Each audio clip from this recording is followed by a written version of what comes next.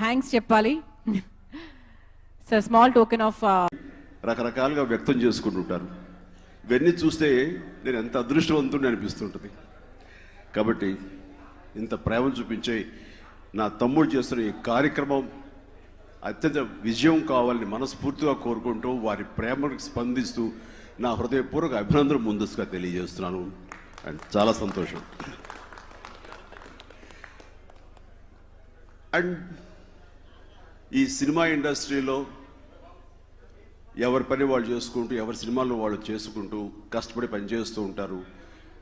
ఎప్పుడో ఇలాంటి సమయంలో ఆట విడుపుగా సరదాగా కొంత ఎంటర్టైన్మెంట్, అందులో క్రికెట్ లాంటిది ఆడుకోవడం సర్వసాధారణం.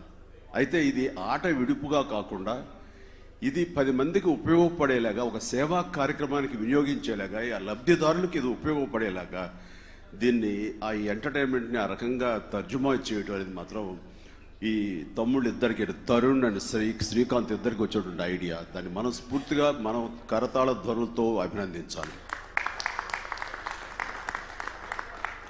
ఇది ఒక రకంగా చెప్పాలంటే ప్రేక్షకుల పట్ల ఎవరైతే మమ్మల్ని ఆదరిస్తారో ఆ ప్రేక్షకుల పట్ల మా కృతజ్ఞత తీర్చుకునే అవకాశంగా మేము భావిస్తుంటాం. గురజాడు గారు చెప్పినట్లుగా సొంత లాభం కొంత మానుకొని పొరుగువాడికి సాయపడవై అంటారు.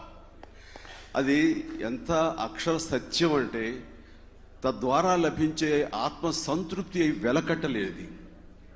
ఇక్కడున్న ప్రతి ఒక్కళ్ళం కూడా మనం ఎదుగుతున్న సమయంలో మన స్వార్థం మనం చూసుకుంటాం. నేను పైకి రావాలి, నేను సంపాదించుకోవాలి, నాకు అన్ని రకాలుగా నా సంతోషం, నాకు సుఖ సంతోషాలు కావాలి, నా కుటుంబాన్ని చూసుకోవాలని ఖచ్చితంగా ఆ స్వార్థంతో మనం మన పని మొదలు పెడతాం, ప్రొఫెషన్లో ఎంటర్ అవుతుంటాం.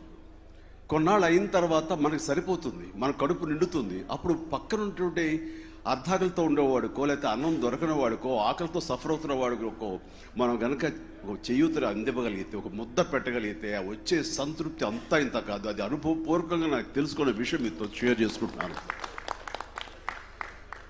నేను కూడా బిగినింగ్ డేస్లో నాకు విలాసవంతమైన కారు కావాలి, నేను విలాసవంతంగా బతకాలి, ఫస్ట్ క్లాస్లో జర్నీలు చేయాలి, ఇతర దేశాలు తిరగాలి, నా కుటుంబ సభ్యులను ఆనందంగా ఉంచాలి, అన్ని సుఖ సంతోషాలను చేసి బెస్ట్ కార్స్ అని అన్ని ఇవన్నీ కూడా గ్రోయింగ్ స్టేజ్లో అనుకుంటున్నాము. అలాగే అదేవిధంగా కష్టపడి పనిచేస్తుండేవాడిని, అనుగుణంగా నాకు అంత మొత్తాలు వస్తుండేది, రెమ్యునరేషన్ పెరుగుతూ వస్తుండేది. కానీ కొన్నాళ్ళైన తర్వాత ఒక రకమైన సాచ్యురేషన్ అంట, ఒక రకంగా తృప్తి అనేది అంతం లేకుండా పోతుంది. సో దేనికి తృప్తి చెందలేకపోతున్నాం. ఎప్పుడైతే తృప్తి లేదో అక్కడ మానసిక శాంతి కూడా లభించదు. ఈ సమయంలో అనిపిస్తుంటుంది ఎంతసేపు మన గురించి, మన చుట్టాల గురించి, మన బంధువుల గురించి, మన స్నేహితుల గురించి ఆలోచిస్తున్నాం. కానీ నిజంగా మనం ఎవరు అని చెప్పి ప్రేక్షకులు మనకి ఇంత అత్యున్నతమైన స్థానాన్ని కల్పిస్తారు, ఇంత ప్రేమను మనపై కురిపిస్తున్నారు.